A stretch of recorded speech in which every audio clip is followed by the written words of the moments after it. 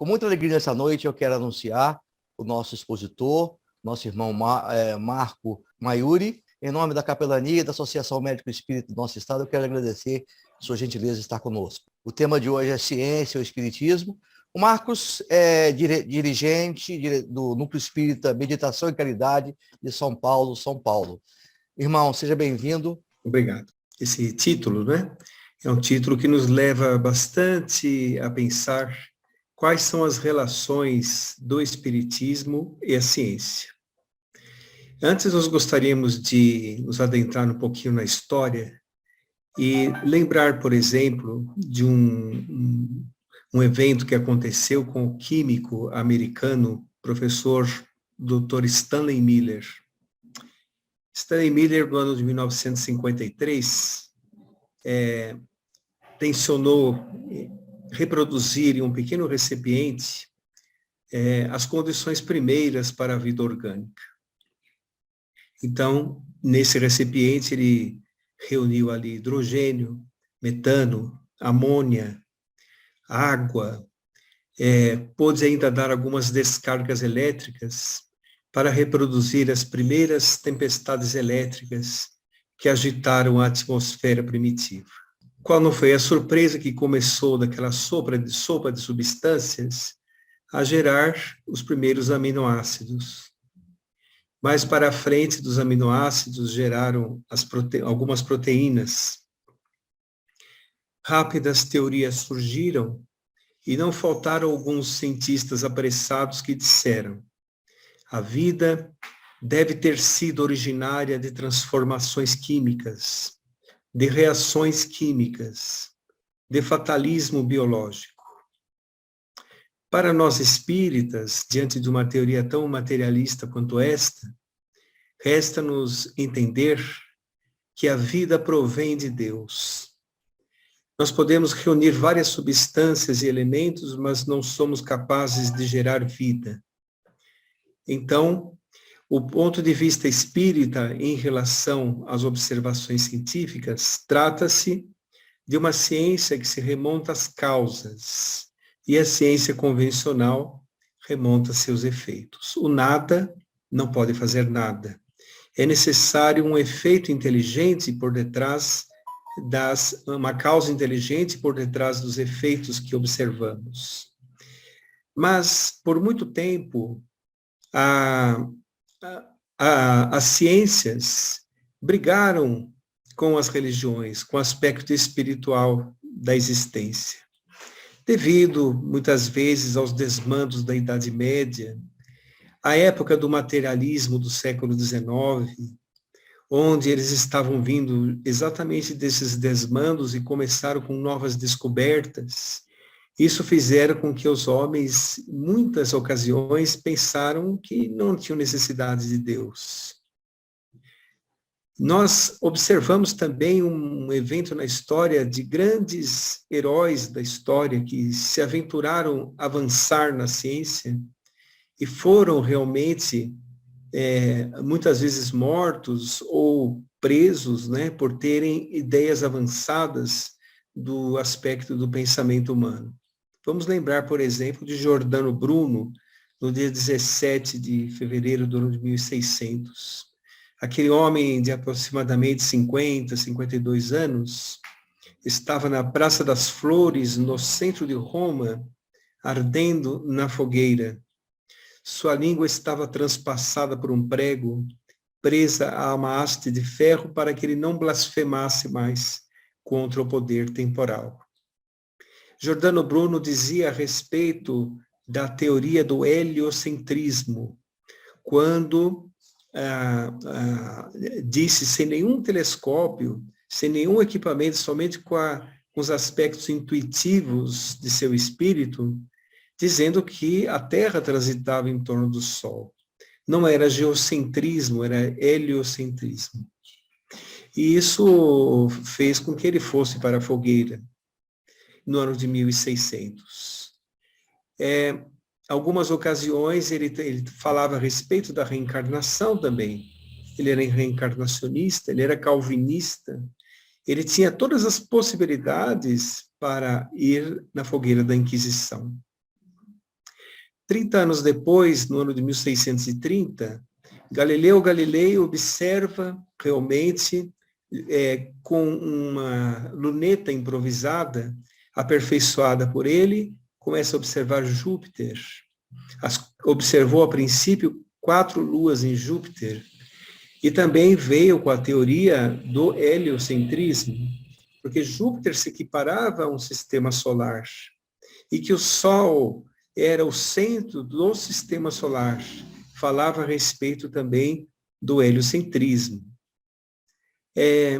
Galileu Galilei, na época, descobriu 4 satélites, hoje tem 79 satélites descobertos pela ciência. Mas ele também quase foi para a fogueira. Curiosamente, ele foi liberto da fogueira por uma pessoa da família Médici, que é uma família muito poderosa da ocasião, que era afeito às ciências, que o libertou da fogueira. Mas ele ficou em prisão domiciliar a vida inteira, e teve que voltar atrás em sua teoria considerada herética. Interessante que Galileu Galilei publicou um livro que era teoria sobre 2 principais sistemas. Então, ele estava com aquele livro considerado herético, sua teoria considerada herética. E interessante que tanto ele, Galileu Galilei, quanto o seu livro foi tirado da prateleira das obras consideradas heréticas somente em 1991. Então, todas essas ocasiões levaram a ter uma ruptura dos aspectos espirituais da existência e os aspectos científicos. Mas nós precisamos notar que as ciências, elas não são materialistas.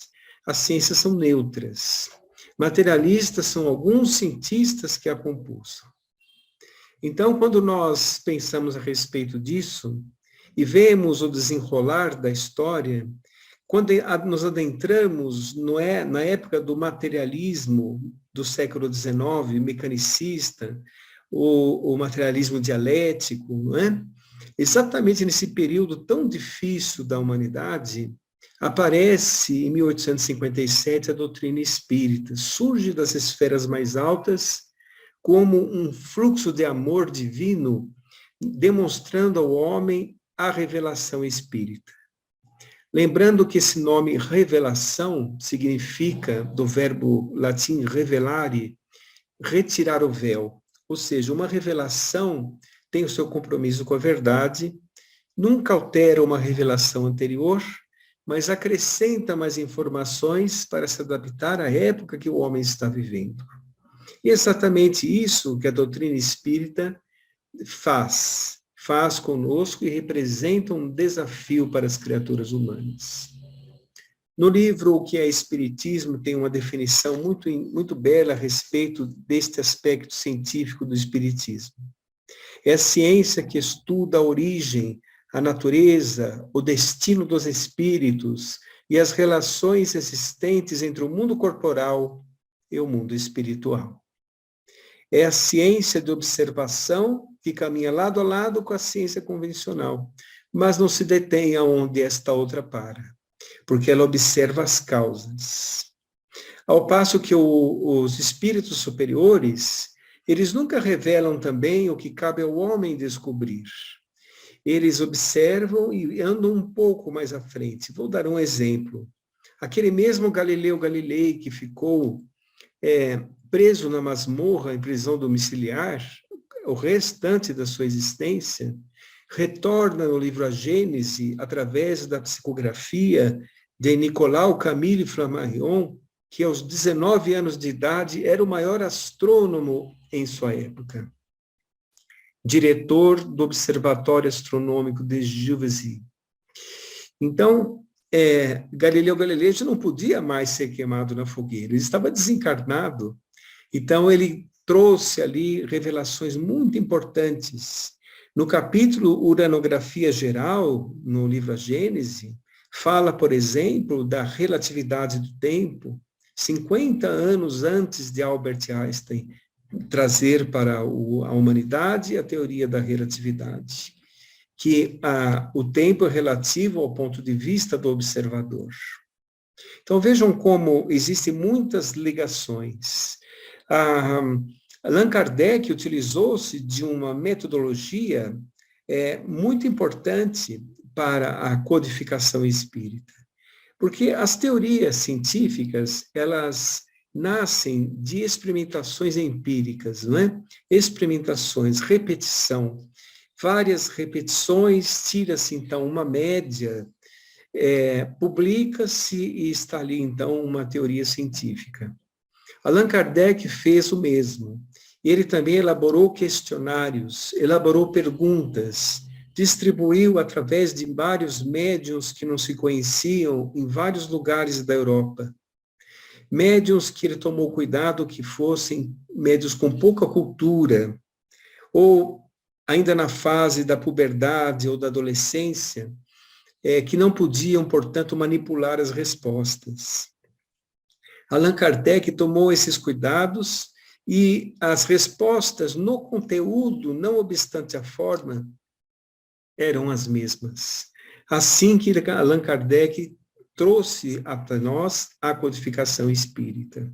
Então, ele se utilizou de métodos científicos também, não é? Métodos de repetição, métodos de observação também, né? Como se fossem laboratórios em que ele tirava ali as conclusões fundamentais para as respostas.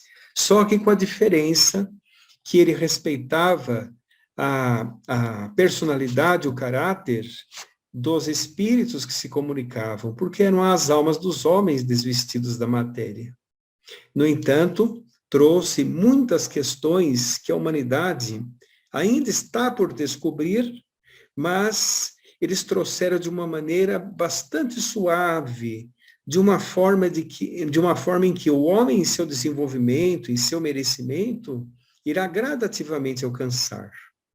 Nós vamos observar aqui algumas questões que ditas pela doutrina espírita, que está inclusive nos 5 pilares fundamentais do espiritismo, que a ciência já está observando. Então, por exemplo, a crença em Deus. A primeira pergunta do Livro dos Espíritos já é desafiadora. Não pergunta quem é Deus, mas pergunta que é Deus. E os Espíritos respondem, é a inteligência suprema do universo, a causa primeira de todas as coisas. Neste Deus, muitos cientistas creem, porque eles não veem, por exemplo, um velhinho de barbas, que é como se fosse um super-humano, mas eles veem um ser antropomórfico, eles veem uma inteligência suprema que dirige tudo. No Livro dos Espíritos, diz uma frase muito bonita a respeito de Deus, dizendo assim, tudo aquilo que o homem não fez, foi Deus quem fez.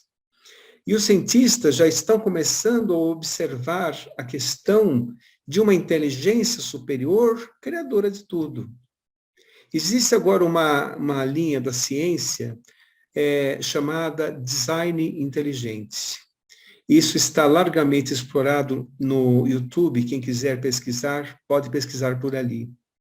Onde se reúnem cientistas de várias linhas do raciocínio humano, biólogos, químicos, médicos, físicos, astrofísicos, né?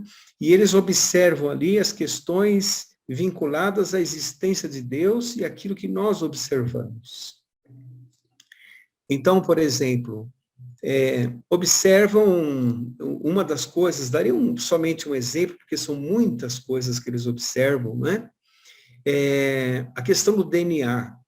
Eles observam o DNA como um código, né? O DNA é um código. E eles até dizem assim, somente mentes inteligentes fazem código. O código não pode surgir do nada, de transformações químicas. Ele tem um código inteligente. E o que mais fascina os biólogos é a sincronicidade do movimento do DNA, não é? Quando ele quebra quando ele distorce o seu filamento, vai lá um RNA mensageiro, pega as informações, leva para dentro do ribossomo ali, e lá tem uma máquina celular que decodifica as informações e outra máquina celular que vai pegar a proteína formada ali e leva para onde tem que ser levada. Eles não conseguem explicar como existe essa precisão, este cálculo exato do que deve ser feito, e que somente uma mente inteligente pode fazer isso.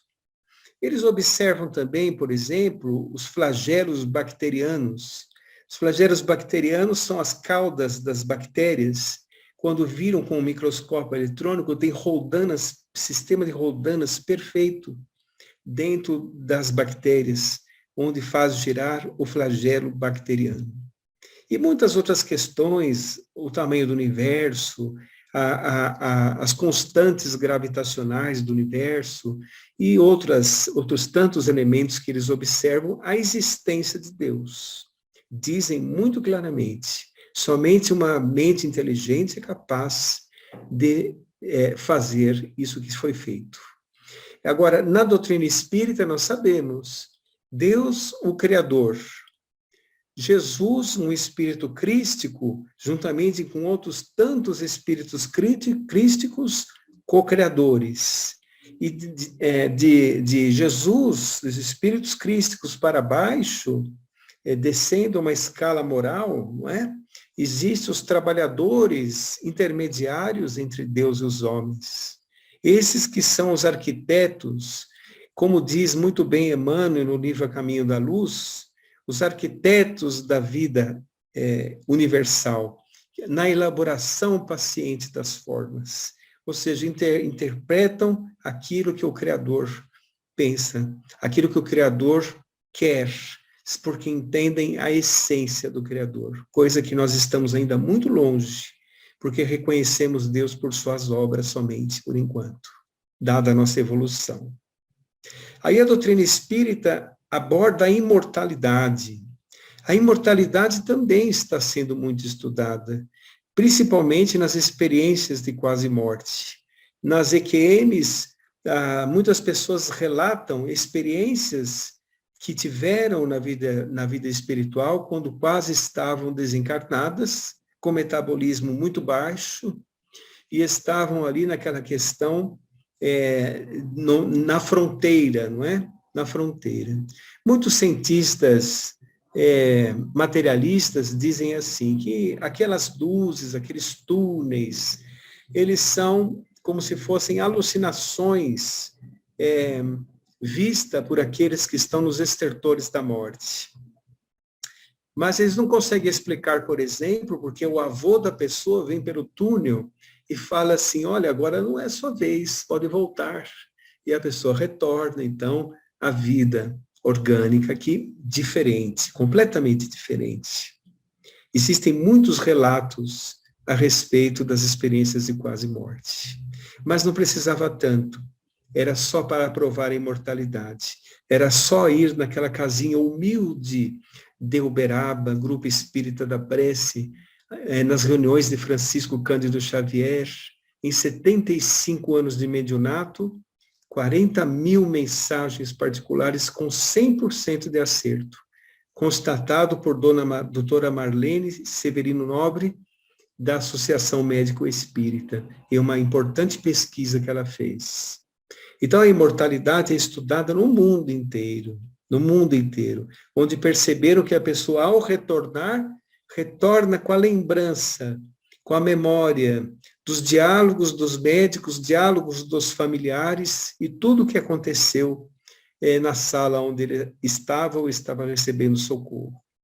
Então, a imortalidade já está sendo vista com muita seriedade por muitos cientistas. E a questão da reencarnação, um outro pilar importante da doutrina espírita. A reencarnação também está sendo bastante estudada. Ao longo da história, muitos cientistas estudaram. Gostaria de lembrar do professor Banerjee, da Universidade de Varanasi, em Índia, onde ele trouxe uma obra, ele simplesmente acreditava em Deus, mas ele não tinha nenhuma religião. Ele fez uma pesquisa científica, onde apareceram muitas crianças relatando as outras encarnações. Ele então foi pesquisar juntamente com a criança se aquilo correspondia à verdade, e muitas das vezes, a grande maioria das vezes, era 100% de acerto. Então, o livro 200 casos comprovados de reencarnação. No seu consultório tinha ali na parede a foto das crianças abraçadas com os irmãos do passado, todos velhinhos, e a criança abraçada com eles, revivendo, visitando de novo aqueles que foram seus parentes no passado. As ruas, a cidade, tudo era relatado pelas crianças. Eu acredito que tenha sido, assim, uma promoção dos amigos espirituais para realmente chamar a atenção nessa questão. Teve também um cientista sueco chamado professor Jan Stevenson, uma pesquisa semelhante ao professor Banerjee. Aqui no Brasil, o professor Hernani Guimarães Andrade também tinha largas pesquisas a respeito da reencarnação. Mas a doutrina espírita nos fala que é o maior mecanismo evolutivo que existe. Porque dentro das leis de causa e efeito, somente a reencarnação promoverá uma evolução. A reencarnação preenche os vazios deixados por nós em outra existência. Nos recupera a convivência, recupera-nos até fisicamente, psiquicamente. Então, a reencarnação não teria sentido a existência sem a reencarnação, porque tudo se terminaria no mármore frio de uma campa. E todas as experiências arrecadadas ficariam no vazio. Não tem sentido. Seria desdenhar da inteligência do Criador. Então, todos nós, através da reencarnação e as leis de causa e efeito, promovemos a nossa evolução constantemente, porque conforme o espírito evolui, forjando o seu ser, ele vai entrando cada vez mais nos primeiros passos da tão sonhada felicidade. A fatalidade para os seres humanos é a felicidade, dentro dos processos evolutivos. A reencarnação é muito estudada em várias universidades e por vários cientistas, mundo afora. E a pluralidade dos mundos habitados? Esta, então, nem se fale, né? Gosto de lembrar de algumas questões do Evangelho do Livro dos Espíritos. Jesus disse: na casa de meu pai há muitas moradas. Se não fosse assim, eu vos teria dito. Para mim, isso basta. Não é? Acho que para muitas pessoas basta. Gostaria de lembrar também da pergunta número 36 do Livro dos Espíritos. Quando Kardec questiona os espíritos da codificação, dizendo: existem lugares vazios no universo? E os espíritos respondem: não existem lugares vazios. Eles simplesmente escapam às suas ciências e às suas observações. Ou seja, nós não temos tecnologia, não temos merecimento, nem evolução para entendermos esta questão mais profundamente. Mas mesmo assim, os cientistas estão voltados a procurar mundos habitados. Eles estão procurando mundos habitados de acordo com o nosso ponto de vista, da forma como nós estamos vendo aqui. Ainda não temos a ciência, por exemplo, para observar as frações do espaço-tempo. Nós não temos ainda condições tecnológicas de nos adentrarmos nas dimensões. Mas a doutrina espírita fala não só dos mundos habitados, fala também das esferas espirituais. São semelhantes às esferas espirituais que nos cercam, os mundos que estão, por exemplo, em nosso sistema solar. A doutrina espírita vai mais além. Planetas aparentemente inabitáveis, como os gigantes gasosos, como Júpiter. Júpiter é impossível vida como nós temos, mas tem vida espiritual. Chuvas ácidas de 400 km por hora, uma pressão atmosférica incrível, mas é o planeta mais evoluído no nosso sistema solar. Isso está nas revistas espíritas, está também em muitas observações feitas por Allan Kardec. O sistema de Júpiter, planeta Júpiter e muitos outros são habitados por espíritos, por irmãos nossos que estão em outro nível do espaço-tempo, em outra vibração. Mas certamente, nesse universo imenso que nós vemos, só em nossa galáxia, 200 bilhões de sóis, a galáxia ao lado, Andrômeda, 1 trilhão de sóis, certamente tudo que existe não é para deleitar os nossos olhos, né? E a ciência já está voltada, dentro da tecnologia que nós temos, para essas observações, com telescópios terrestres, com telescópios espaciais, vimos agora há pouco o James Webb sendo lançado para observar mundos distantes, com 100 vezes mais capacidade que o Hubble, por exemplo. Então, muitas coisas o homem irá descobrir. Basta que ele tenha também merecimento, porque sem merecimento não conseguirá. Isso é dentro da evolução de todos nós, né? E a comunicabilidade dos espíritos, que é o 5º pilar da doutrina espírita, também é muito observado. É observado, por exemplo, nos estudos da glândula pineal. A glândula pineal é a glândula, ou pituitária, é a glândula da mediunidade, que tem uma reserva de apatita, um mineral que no médium tem um pouco mais. Então, Allan Kardec teve a ocasião de dizer que a mediunidade também é orgânica, não é? Então, o médium tem mais mineral apatita em sua glândula pineal, que está de acordo com os seus compromissos reencarnatórios. Então, isso está sendo muito estudado. Existe uma revista de endocrinologia, um estudo muito importante que fizeram, perdoem, mas eu não me lembro o nome, uma revista americana de endocrinologia, dizendo que, baseado no livro Missionários da Luz, do espírito de André Luiz, recebido por Francisco Cândido Xavier, 21 pontos citados da pineal foram descobertos agora, recentemente, pelos cientistas. Então, nessa, eles comprovaram a imortalidade, comprovaram a psicografia, comprovaram as questões da glândula pineal. Não é? Então, é muito importante. A série André Luiz é uma série que deverá ser estudada ao longo da história, né? Ao longo da história, nós vamos realmente destrinchar tudo que André Luiz pôde relatar, seguindo as determinações das esferas superiores.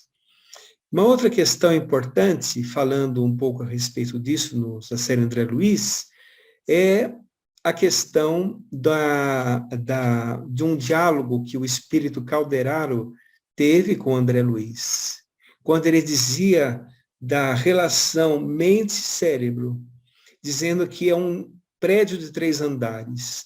Na parte de baixo, o automatismo. Na parte central, o consciente, as conquistas atuais.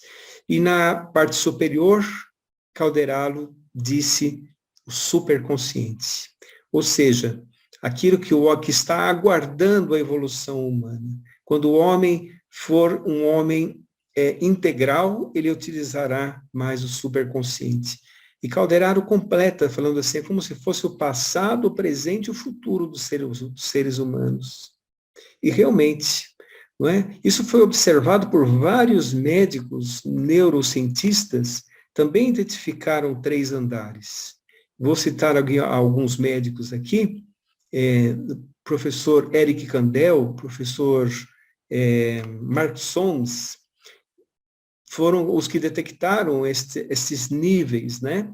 E foram perceber também que o pai da psicanálise também detectou 3 níveis, id, ego e superego. Então, eles fundaram a Sociedade Internacional de Neuropsicanálise, baseado nesse estudo que está lá em André Luiz. Vejam que coisa, recebido por um mineirinho, não é?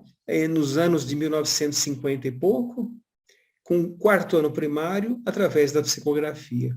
É a imortalidade aí cantando a excelência da vida, antes que o espírito mergulhe na indumentária carnal. Então, é importante nós notarmos que a comunicação com os espíritos, ele é largamente estudado no mundo inteiro. Vou citar uma observação feita um pouco no passado. A Rainha Vitória, convocou o cientista William Crookes para observar os fenômenos de materialização. Porque nós sabemos que na história do Espiritismo, o início começou com grandes reuniões de efeitos físicos, para chamar a atenção mesmo. Tanto as mesas girantes, na época de Kardec, quanto as irmãs Fox, na cidade de Huddersfield, como várias materializações que surgiram na Inglaterra. Então, o cientista William Crookes foi examinar as materializações e constatou a veracidade. O espírito chamado Kate King se materializava, conversava com ele tocava o espírito e fazia o relatório. A Rainha Vitória quis enviá-lo para comprovar a falsidade, e ele comprovou a veracidade do fenômeno. Então, vejam só, as pessoas entenderão essas questões pela razão e pelas observações da própria ciência também. Não só pela razão, mas observações da própria ciência. Porque a ciência também é uma revelação. É uma revelação que se remonta aos efeitos, não é? Mas o homem naturalmente irá abarcar com o tempo essas revelações já feitas pelos espíritos e naturalmente a humanidade entrará numa nova era, a era do conhecimento do espírito. Leon Denis, contemporâneo de Allan Kardec, fala uma frase muito bela dizendo assim: o mundo não será espírita, não é a religião do futuro, mas é o futuro das religiões. Ou seja, o homem entenderá todos esses aspectos que nós citamos um pouco aqui, através da sua própria experiência como espíritos, através das suas próprias vivências, da sua própria evolução que crescerá constantemente, através das leis imutáveis do Criador. Agora, tudo isso ocorre pelo seguinte, porque Jesus quer. É através dele que tudo que acontece na Terra é possível, porque ele formou esta casa maravilhosa para nós, e nós aqui na Terra temos que dar o nosso contributo para formar cada dia mais um mundo melhor para todos, para nós que estamos aqui e para os espíritos que virão reencarnados. Nossos votos de muita paz a todos.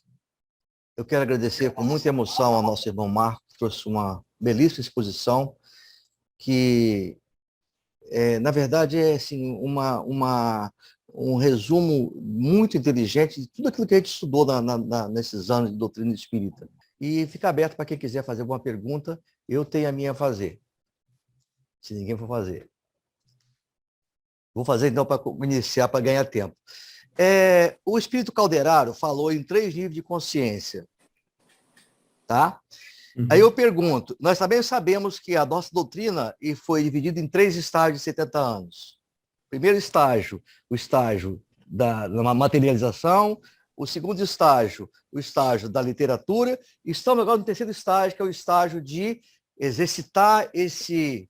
Qual a relação que você veria entre esses 3 estágios do raciocínio calderário e os 3 estágios da nossa doutrina?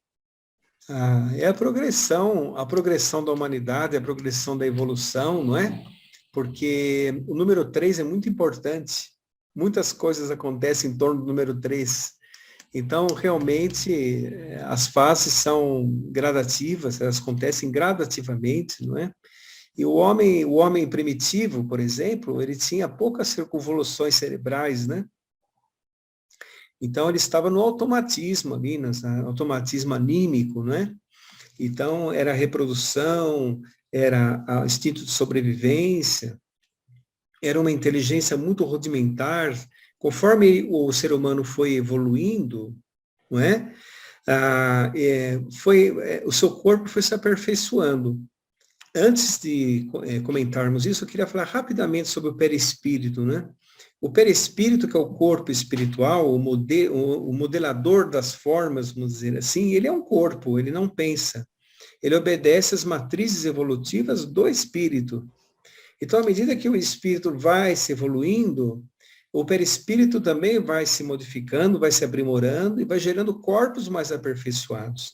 Então, o homem, quando ele saiu daquele homem, eu vou falar o ramo Australopithecus, mas tem homens mais velhos ainda, né? Espécies mais velhas.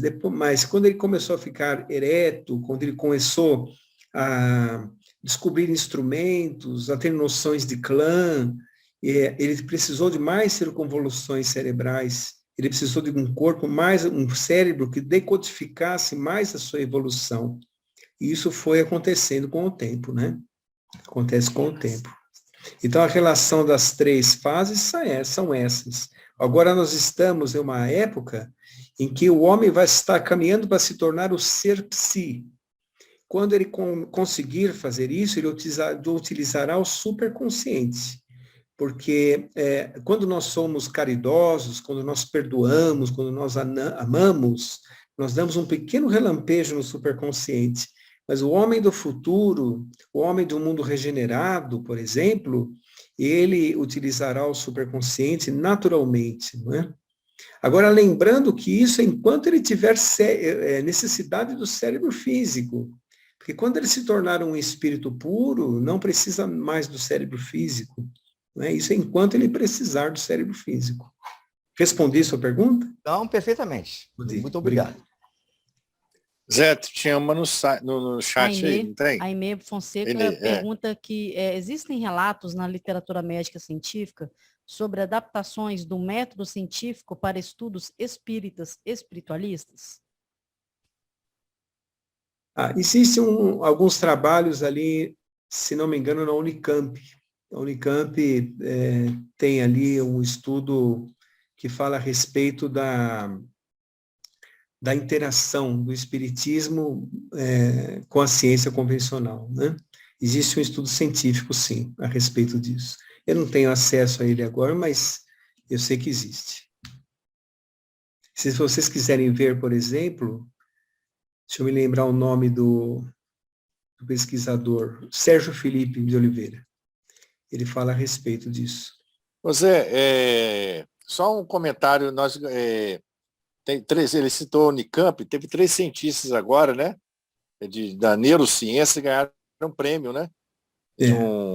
Não é? Você poderia comentar sobre isso, estudando a obra de André Luiz, né? Sobre a existência da consciência após a morte. Eu não me recordo o nome do cientista, mas eu sei que existe. Achei muito interessante isso, né? Comprovação através da obra de André Luiz, né? Pois é, mas no Missionários da Luz, né? Estudaram Missionários da Luz, que é uma obra belíssima, né? Belíssima. Marco, se a gente observar a obra da codificação, são 1 mais 4. E os 4 restantes são partes do primeiro. Uhum. Você poderíamos dizer aí já um espetáculo científico do ponto de vista pedagógico? Sim, o Livro dos Espíritos, que é o primeiro livro, ele é muito mais do que um livro, né? Ele é um verdadeiro tratado sobre a vida humana. A partir dali se ramifica nos outros 4 livros da codificação de uma maneira belíssima, né? Fazendo uma interação entre, por exemplo, porque nós precisamos entender o seguinte, nós falamos aqui de ciência porque é o tema da noite, mas é ciência, filosofia e religião. Essa tríade maravilhosa que forma a doutrina espírita, não é? A religião é a religião cósmica do amor. E nós somente daremos saltos de conhecimento através do amor. Quando nós tivermos o amor naturalmente dentro de nós, vindo com a evolução, aí nós teremos o merecimento de alçarmos voos maiores, né? E a filosofia de comportamento que faz o ser crescer através da modificação das suas próprias atitudes, que está, por exemplo, no Evangelho, na obra, nos ensinos de Jesus também, não é? Dando todos os relatos didaticamente perfeitos. Eu fiquei imaginando, falei esses dias, inclusive, a respeito das parábolas. As parábolas, elas são conceitos de didática perfeita. Ditas, é um conceito aberto, não é um conceito engessado, que dá para ser, que avança séculos afora sem perder o contexto. É impressionante, porque pode ser dada várias interpretações à medida que o homem avança, não é?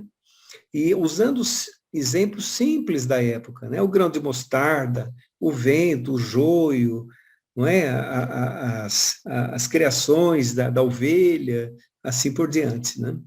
Mas a mensagem de Jesus, ela representa um desafio para os seres humanos, que quanto mais o homem avança, hoje nós temos a capacidade de ver as coisas do macrocosmo, do microcosmo, da intimidade das partículas, né? Mas temos grande dificuldade ainda em ir até o próximo, grande dificuldade ainda em perdoar, em amar, não é? O que demonstra que a mensagem de Jesus é cada vez mais atual, cada vez mais ele é a nossa referência. Poderia dizer, com todas essas evidências, que a reencarnação já é uma evidência científica, não mais uma crença religiosa, não mais uma afirmação religiosa, mas uma evidência científica, que a ciência teria que, vamos dizer, engolir, né? Aceitar isso aí, né? Como uma verdade. É verdade.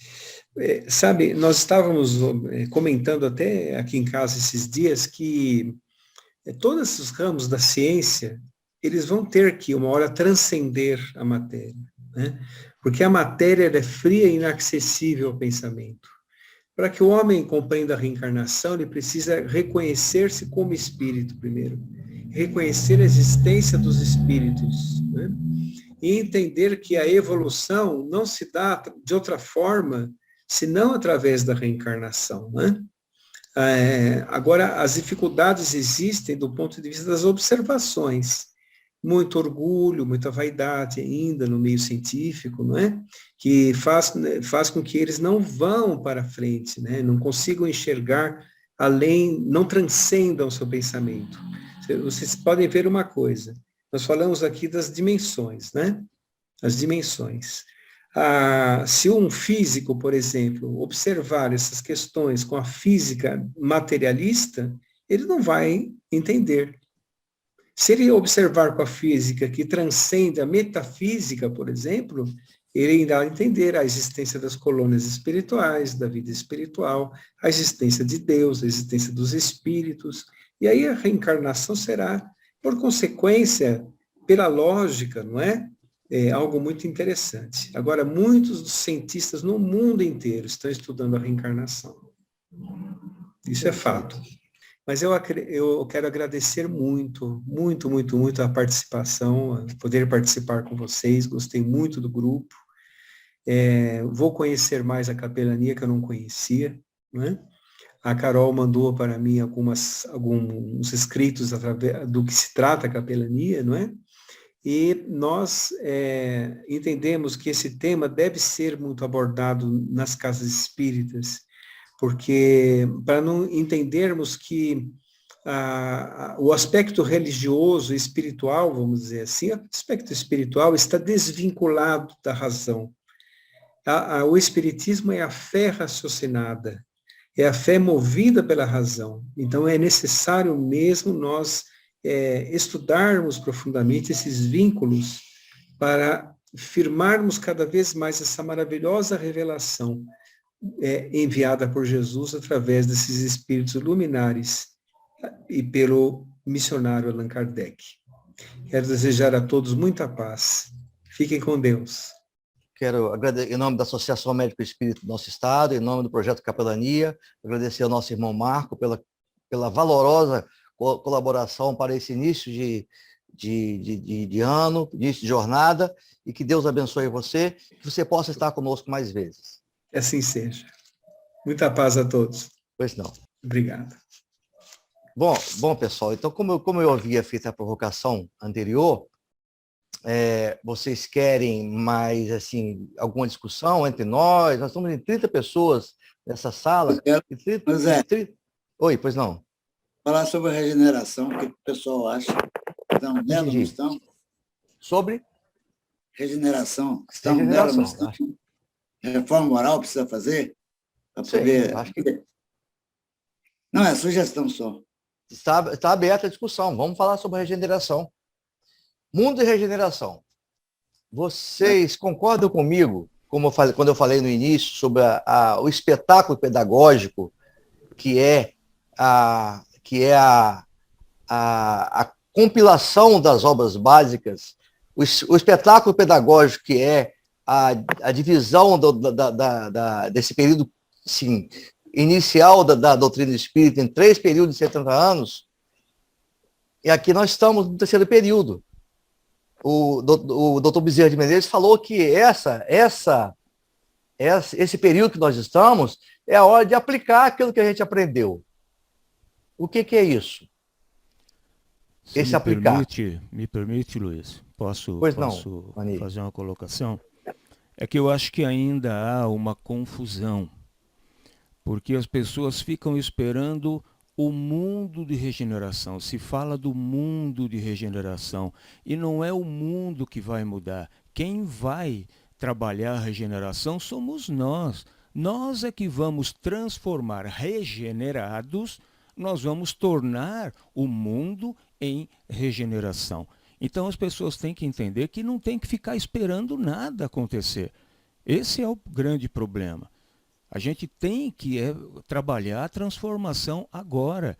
O que o Bezerra coloca é exatamente isso. Não fique esperando que aconteça. O nosso papel é fazer com que aconteça. E eu acho que ainda tem muita gente esperando, confiando. Eu tenho fé que tudo vai mudar. Não, tenha fé que vai conseguir mudar tudo. Né? É bem diferente. É isso que as pessoas têm que estar atentas. Obviamente que vai acontecer o que Jesus falou, que as ovelhas vão para um lado, os bodes vão para outro, né? Que vai ser a filtragem natural. Não vai ter espaço entre os seres humanos regenerados, modificados espiritualmente, para aqueles que vêm aqui e usurpar dos bens materiais que seria para comprar respirador, ou que seria comprar merenda escolar. Você concorda comigo? É sintonia, Né? É sintonia, é mesma sintonia, vibração, né? É isso mesmo. Seria o mesmo que você. Pois não, Deus. Não, eu acho que o Vani falou exatamente que você também realçou aí, né? Eu acho que é o momento de cada um mostrar que veio, né? Eu acho que isso aí que é esse período de crise que a gente está agora, se a gente não firmar, porque até então a gente estava, eu acho que a gente, falo por mim também, é o que você falou, as fases da doutrina, né? A fase da revelação dos fenômenos, né? A fase do estudo, né? E nós parece que estava um pouquinho acomodado, vamos dizer assim, né? Um pouco assistindo a esse mundo, esperando a regeneração. Né? Acho que agora é colocar em prática, exatamente o que você falou aí, né? Cada um agora tem que mostrar e ser firme nos seus princípios, porque o mundo inclusive o mundo está exigindo isso da gente. Se a gente não for firme no princípio, a gente acaba se deixando, às vezes... É o mesmo que pensar, Wilson, que muitos estão esperando Jesus para resolver tudo isso, né? É verdade. E ele já veio resolver, ele veio lá atrás. Ele a mensagem está aí, né? O legado para que a gente resolva através do legado dele. Não tem que ficar esperando dele, é ele que espera de nós. Né? Ainda mandou o Consolador É lógico. E mandou o Consolador prometido ainda, né? Isso, exatamente. Tudo muito claro, muito lúcido, muito simples, fácil de entender, né? Mas agora é com a gente. Francisco, pode falar. Okay. Eu percebo que nos tempos agora atuais, pelo menos o que eu tenho observado em mim, a gente que já estudou tanto a doutrina espírita, e a doutrina espírita enfatiza muito a respeito das 2 chagas da humanidade, né? O orgulho, o egoísmo, e a gente consegue observar muito isso nos outros, mas a gente acaba ainda não olhando para dentro da gente. Quer dizer, há tempos atrás a gente não olhava, e agora, na atualidade, a gente tem que exatamente se buscar, se voltar para dentro da gente e começar a se observar, porque essas coisas consideradas as chagas da humanidade está dentro de nós mesmos, né? E é nas nossas ações e reações que a gente tem que começar a se observar como que eu estou lidando com os estímulos externos que vêm para mim. para que realmente eu consiga fazer isso que o Vani falou, fazer acontecer, é modificar o mundo dentro de mim, o mundo interior dentro de mim, para que eu, somando a tantos outros que também estão promovendo essas ações internas, faça acontecer o mundo de regeneração, né? E uma coisa que nós temos que estar atento é que o mundo espiritual está investindo na gente. Olha, eu vou contar rapidamente uma experiência que aconteceu comigo agora, segunda-feira. Eu fui até uma agência da Caixa Econômica para sacar um dinheiro para pagar os funcionários do sítio. E eu estava concentrado ali, e de repente alguém bateu. Na hora que o caixa me deu o dinheiro, alguém bateu no vidro assim, e eu me assustei muito. E saí da caixa apavorado. E o cidadão atrás de mim, me dá um trocado, me dá um trocado, me dá um trocado. E eu, com medo, entrei no carro e saí. Quando eu dei a volta no quarteirão, veio aquele aviso mental: volta lá, cara, volta lá. Eu voltei e era um morador de rua, paraplégico. Eu não tinha olhado para ele, e eu abri a carteira, tirei o dinheiro que ele precisava, dei para ele e fui embora. Eu acho que isso foi um exemplo belíssimo de investimento do mundo espiritual, dizendo assim: eu tenho esperança em você, você tem algum potencial. Abramos nosso coração para essa realidade. Concordam? É isso aí. Está provado que os espíritos nos dirigem, está lá na questão 459, e os espíritos de ordinário nos dirigem, é isso.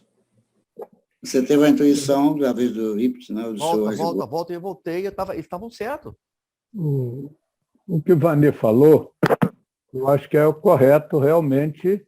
O processo evolutivo de regeneração, ele parte de nós, né? Nós é que devemos fazer o nosso processo de regeneração. Mas eu também entendo que caminham juntos. A nossa renovação é a renovação do planeta. Nós, renovados, mereceremos ficar no planeta renovado. Então, eu acho que concomitantemente, a renovação se processa nos dois planos. No plano material, né, da evolução do planeta, e a evolução humana. À medida que eu vou evoluindo, o mundo vai se transformando, mas eu só vou ficar nesse mundo transformado se eu merecer, se eu fizer a minha regeneração também. Então, os dois, eu acho que caminham concomitantemente. Vani, tem até uma música do Nando Cordel. A paz do mundo começa em mim, se eu tenho amor, com certeza sou feliz. Não é verdade? Você sabe ela. Eu falei, Osmar, provocando você um pouquinho mais. Como é que você vê, como é que você mentaliza essa transformação material do planeta que você está apregoando aí? Olha, à medida que nós vamos nos transformando e nos elevando, o nosso corpo também vai ficando menos material. Nós vamos tendo menos necessidade de matéria física. O nosso corpo, o nosso espírito evoluído, o nosso perispírito também ele vai sofrendo as alterações e vai pegar da matéria do mundo onde você vai habitar a matéria daquele ambiente.